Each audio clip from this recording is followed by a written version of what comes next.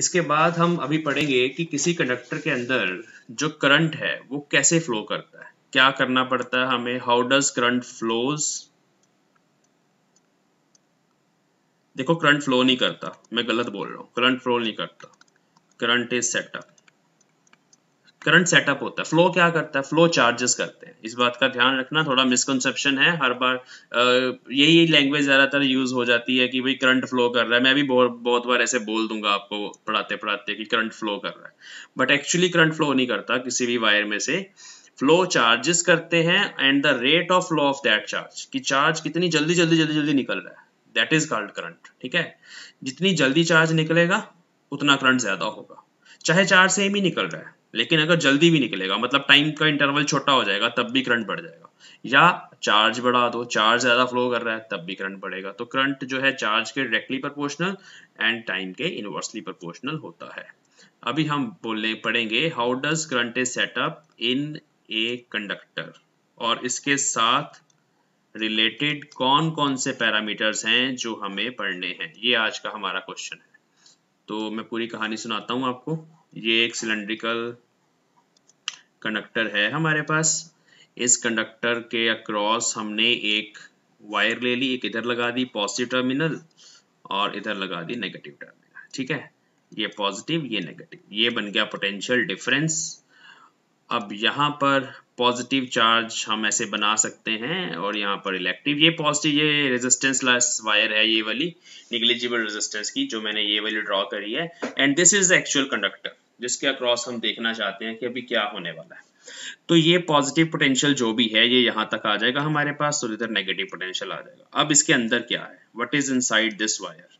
इसके अंदर दो चीजें हैं, एक तो है आयन कोर्स और उसका दूसरा नाम है कर्नल्स।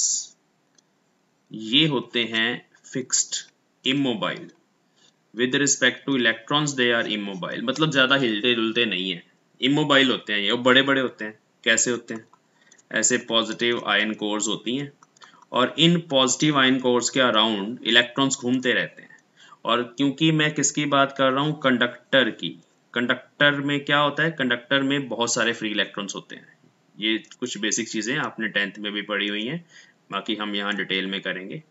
तो ये छोटे छोटे छोटे छोटे पार्टिकल्स जो मैंने बनाए हैं पॉजिटिव आयन कोर्स के अराउंड, ये एक सिंपलेस्ट मॉडल है to understand how the current is setup in a conductor. इसको समझने के लिए एक सिंपलेस्ट मॉडल है।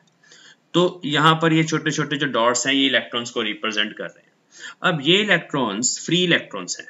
कंडक्टर होता ही वो है जिसमें फ्री इलेक्ट्रॉन्स हो। फ्री का मतलब ये नहीं है कि किसी चीज के साथ फ्री है, फ्री का मतलब है loosely bound, loosely bound electrons. अगर इंसुलेटर हो, लेट अस सपोज अगर हम यहाँ पर कंडक्टर की जगह प्लास्टिक ले लें, कोई इंसुलेटर ले लें, तो प्लास्टिक के केस में क्या होगा, एटम्स हैं, न्यूक्लियस है, प्रोटॉन न्यूट्रॉन इलेक्ट्रॉन सब कुछ है, बट उस केस में इलेक्ट्रॉन्स जो हैं they are tightly bound to the nucleus. उनको वहां से इजेक्ट करने के लिए बहुत ज्यादा फोर्स लगानी पड़ेगी। उतनी फोर्स हम यहाँ पे नहीं लगा रहे, हम कम वोल्टेज दे रहे हैं, उससे ये वाले फ्री इलेक्ट्रॉन्स ही मूव कर सकते हैं।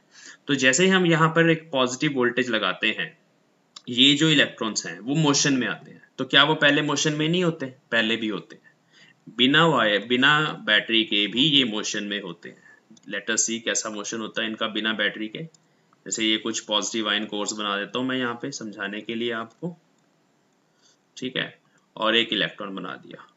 अब ये ऐसे घूम तो रहे हैं इसके अराउंड, बट यहाँ पर एक चीज है हीट, टेम्परेचर। कौन सा टेम्परेचर, रूम टेम्परेचर। अब रूम टेम्परेचर के कारण ये अपनी जगह पर ऐसे थोड़ा थोड़ा वाइब्रेट भी करते हैं और ऐसे चलते चलते घूमते घूमते किसी आयन कोर से टकराते हैं, टकरा के फिर किसी और डायरेक्शन में चले जाते हैं, आगे टकरा गया फिर आगे टकरा गया, ये एक इलेक्ट्रॉन है।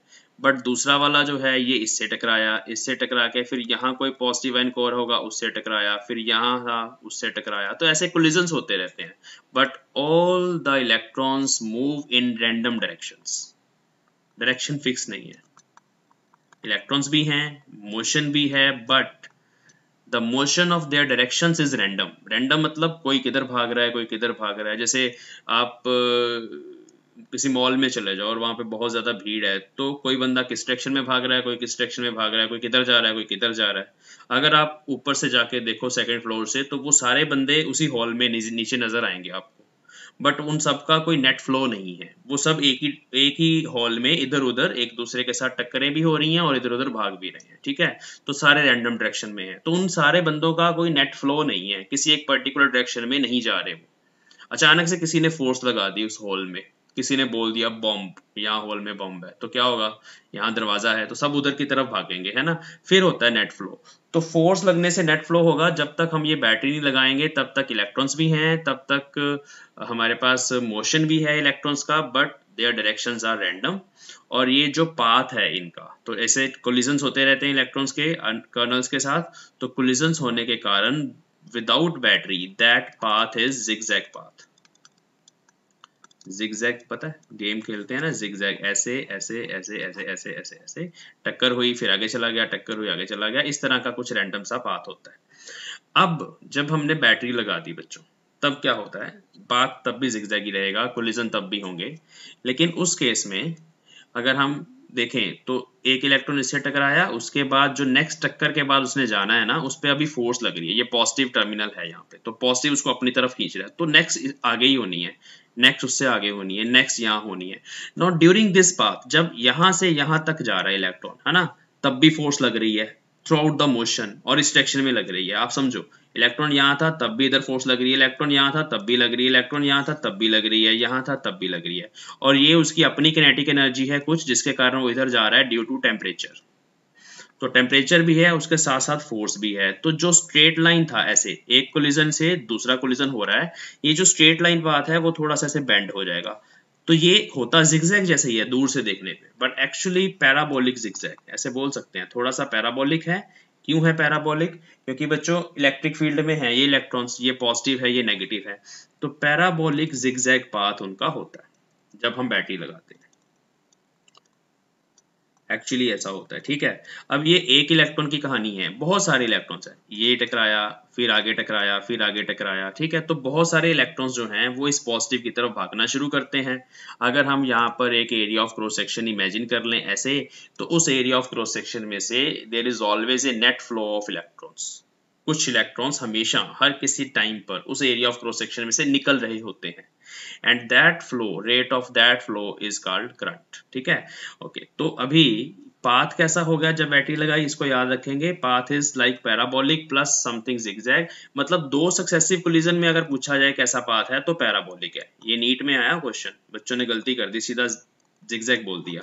और अदरवाइज अगला एक है हमारे पास पॉजिटिव आयन, उससे टकराया फिर उससे टकराया, अगर ओवरऑल देखो तो पाथ इज जिगजैग पाथ, ठीक है। तो इस तरह का पाथ होता है। ओके, अब ये जो कर्नल्स हैं ये क्या कर रहे हैं, अगर कर्नल्स के ऊपर अपना ध्यान लेके आओ, फोकस करो, जो मैं बोल रहा था आयन कोर्स, ये क्या कर रहे हैं, ये यहाँ पर इनके मोशन को अपोज कर रहे हैं, opposing the motion, opposing the motion of electrons. क्यों, क्योंकि इलेक्ट्रॉन्स उनसे टकरा रहे हैं। अब जब दो बॉल्स आपस में टकराती हैं, एक छोटी बॉल बड़ी बॉल से टकराती है, तो छोटी बॉल अपनी कुछ एनर्जी बड़ी बॉल को दे देती है, और उसका जो अपनी किनेटिक एनर्जी है वो थोड़ी सी कम हो जाती है। ये बड़ी बॉल, ये छोटी बॉल, इलेक्ट्रॉन ऐसे टकराया, इसके पास किनेटिक एनर्जी कहाँ से आई, इसके पास किनेटिक एनर्जी आई दो जगह से, एक टेम्परेचर की वजह से, दूसरी किनेटिक एनर्जी इसके पास आई है बैटरी लगाने की वजह से। वो किनेटिक एनर्जी ने इसने गेन किया, अब गेन करने के बाद टकरा गया, जब कोलिजन हुआ इसके साथ तो अपनी एनर्जी इसने लूज कर दी, वो एनर्जी इसको ट्रांसफर कर दी, थोड़ी सी किनेटिक एनर्जी। ये क्या करेगा, ये थोड़ा सा हिलेगा अपनी जगह से, बहुत थोड़ा सा हिलेगा, लेकिन उस एनर्जी को गेन कर लेगा। अब जितने इलेक्ट्रॉन्स यहाँ से निकलेंगे वो सारे अपने रास्ते में कोलिजन्स कर रहे हैं, कोलिजन्स के कारण क्या हो रहा है, वहां पे हीट एनर्जी जनरेट होती है, और हीट एनर्जी जनरेट होने से जो कंडक्टर है उसका टेम्परेचर बढ़ता है, ठीक है। तो टेम्परेचर बढ़ गया, अब पहले क्या हुआ, कोलिजन्स होने शुरू हो गए, उससे क्या जनरेट हुआ, हीट, हीट से क्या जनरेट हुआ, हीट से जो कर्नल्स हैं they get some more kinetic energy, तो एक कर्नल बना देते हैं यहाँ पर, वो पहले अपनी जगह पर ना इमोबाइल, मैंने बोला था अपनी जगह पे फिक्स रहता है, लेकिन थोड़ा थोड़ा वाइब्रेट करता है। क्यों वाइब्रेट करता है, ड्यू टू रूम टेम्परेचर। जब भी हम किसी चीज को हीट देते हैं ना, तो उसके जो एटम्स हैं, atoms as a whole, electrons की बात नहीं कर रहा, एटम्स, अगर आप फ्राई पैन को गैस पे रखते हो तो फ्राई पैन के जो एटम्स हैं, आप उसमें पानी डालते हो, पानी के जो एटम्स हैं उसको हीट करते हो, तो they get some kinetic energy, उनमें वाइब्रेशंस होती हैं, वो वाइब्रेशंस का एम्पलीट्यूड बढ़ जाता है, उन वाइब्रेशंस की फ्रीक्वेंसी बढ़ जाती है। मतलब पहले ऐसे स्लो स्लो हो रहे थे अगर कम टेम्परेचर पे, तो ज़्यादा टेम्परेचर पे fast fast. They start vibrating with higher amplitudes and more frequencies. तो जितने ज़्यादा ये रास्ते में अड़चन पैदा करेंगे, जितना ज़्यादा हिलेंगे यहाँ से और जितना फास्ट हिलेंगे, उतनी अड़चन ज़्यादा पैदा होगी ना। तो उस वजह से क्या होता है कि ये वाला जो इलेक्ट्रॉन है, इसकी टकराने की प्रोबेबिलिटी और बढ़ जाती है। पहले भी कोलिजन हो रहे थे, लेकिन हीट के कारण और ज़्यादा कोलिजन होने शुरू हो गए, और ज़्यादा ऑपोजिशन वहाँ पर ऑफर होनी शुरू हो गई। और इसी वजह से हम बोलते हैं कि ये जो ऑपोजिशन है ये बढ़ रही है, टेम्परेचर के डायरेक्टली प्रोपोर्शनल है। और उस ऑपोजिशन का नाम आपने सुना हुआ है, that opposition is called resistance of conductor, जो टेम्परेचर के बढ़ने से बढ़ती है। ठीक है, तो एक्चुअली अब क्या कहानी है सारी, इलेक्ट्रॉन्स को हमने फोर्स लगाई with the help of battery. Force लगाने से उनका मोशन एक पर्टिकुलर डायरेक्शन में हो गया, बट मोशन के साथ साथ वो टकरा भी रहे हैं, कोलिजन्स भी कर रहे हैं, कोलिजन से अपनी कुछ एनर्जी दे रहे हैं कर्नल्स को, वो काइनेटिक एनर्जी गेन कर रहे हैं। कम वोल्टेज पर ज़्यादा हीट प्रोड्यूस नहीं होती। नया पॉइंट, अगर आपने ये वोल्टेज ज़्यादा बहुत ज़्यादा नहीं लगाई तो इतनी ज़्यादा हीट प्रोड्यूस नहीं होती कंडक्टर में कि रेजिस्टेंस बहुत बढ़ जाए। ठीक है, लेकिन होती है फिर भी। ठीक है, तो उससे क्या होता है, रेजिस्टेंस थोड़ी सी बढ़ती है, रेजिस्टेंस बढ़ने से और ज़्यादा कोलिजन्स होते हैं, तो ये काम ऐसे चलता है। अब इसके बाद क्या है, इसमें से कुछ इंपॉर्टेंट चीजें हैं जो आपने ध्यान रखनी है। एक है कि पाथ पैराबोलिक है, दूसरी चीज अभी क्या है, कुछ डेफिनेशंस हैं इससे रिलेटेड, इस कॉन्सेप्ट से रिलेटेड। एक है रिलैक्सेशन टाइम, रिलैक्स करने वाला टाइम, है ना, आप लोग भी रिलैक्स करते हो ना। The time interval between two studies, between two classes, one class of physics, one class of chemistry, that is called relaxation time. And here the time interval between two collisions, electron आया, एक इससे टकराया, फिर दूसरे से टकराया, तो इस ये पहला इंटरवल, पहला कोलिजन हो गया t1 टाइम पे, ये दूसरा हो गया t2 टाइम पे। तो t2 minus t1, this time interval delta tau, this is called relaxation time. The time interval between two successive collisions of electron with kernels। ठीक है, अब ये बहुत सारे टाइम होंगे, हर एक इलेक्ट्रॉन का अपना टाइम होगा, रैंडम है ना सारा कुछ। तो हो सकता है कि भाई एक इलेक्ट्रॉन ने पहली टक्कर ली, टॉ1 टाइम हुआ, दूसरी टक्कर टॉ2 टाइम, तीसरी टक्कर में टॉ3 लगा टाइम, चौथी में टॉ4 लगा, पांचवी में टॉ5 लगा, and so on, there are so many collisions. तो अगर हम इन सब की एवरेज ले लें, उसको टॉ सिंपली बोलेंगे, that is called average relaxation time, which is very important. हमें एवरेज चाहिए यहाँ पर, क्योंकि everything is so much complicated, so much random, we cannot estimate all these values, तो हम एवरेज ले लेते हैं। तो एवरेज रिलैक्सेशन टाइम जो है उसको टॉ बोला जाता है, और वो होता है टॉ1 प्लस टॉ2 अप टू टॉ1 डिवाइड बाय n। ये एक इलेक्ट्रॉन के जितने भी टाइम इंटरवल्स हैं, एक इलेक्ट्रॉन की बात हो रही है यहाँ पे, एक इलेक्ट्रॉन।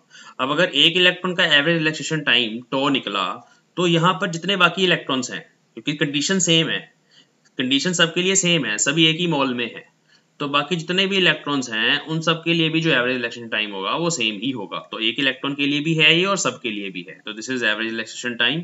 इसी तरह से हमारे पास दूसरी डेफिनेशन है free path.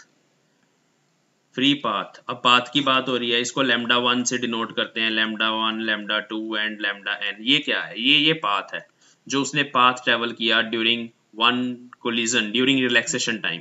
path traveled by electron during relaxation time, that is called free path। अब इन सब की भी अगर एवरेज ले लें लैम्डा बार, तो that is called mean free path। और ये कुछ kinetic theory of gases के जैसा ही है। क्यों है ऐसा, क्योंकि एक्चुअली हमने kinetic theory of gases का मॉडल उठाया। एक्चुअली जिन लोगों ने ये थ्योरी दी है कि इलेक्ट्रॉन्स कैसे फ्लो करते हैं कंडक्टर के अंदर और क्या क्या प्रॉपर्टीज होती हैं, उन्होंने क्या किया, उन्होंने कंडक्टर को ना एक गैस चैम्बर मान लिया, और उसमें इलेक्ट्रॉन्स को गैस के मॉलिक्यूल्स मान लिए और सेम बिहेवियर उन्होंने बोला जैसा एक गैस के अंदर मॉलिक्यूल्स का बिहेवियर होता है वैसा ही हमारे पास कंडक्टर के अंदर इलेक्ट्रॉन्स का बिहेवियर होता है, इसलिए lambda bar is called mean free path और ये क्या होगा, ये इन सब का मीन होगा। ठीक है, तो these two definitions are important. Next definition is very important related to this topic which is called drift velocity. ये सबसे इंपॉर्टेंट है जिसपे डेरिवेशन भी आएगी स्कूल में और जिसपे क्वेश्चन आएंगे।